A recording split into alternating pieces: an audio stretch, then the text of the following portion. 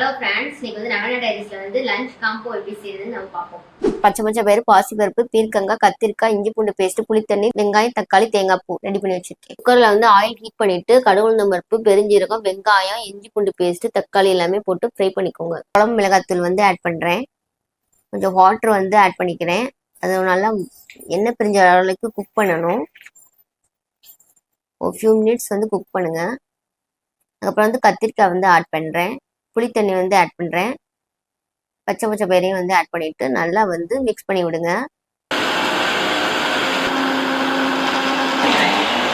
தேங்காய் paste add பண்ணிக்கோங்க. Salt வந்து ஆட் பண்ணிக்கோங்க. மிக்ஸ் பண்ணி விடுங்க. குக்கரை வந்து க்ளோஸ் பண்ணிட்டு 3 விசில் எடுத்தீங்கன்னா குழம்பு வந்து ரெடி ஆயிரும்.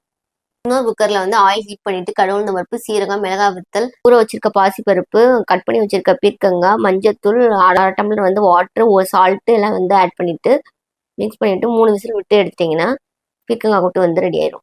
நவீன டைரிஸ்ல வந்து இன்னைக்கான லஞ்ச் காம்போ இதுதான்.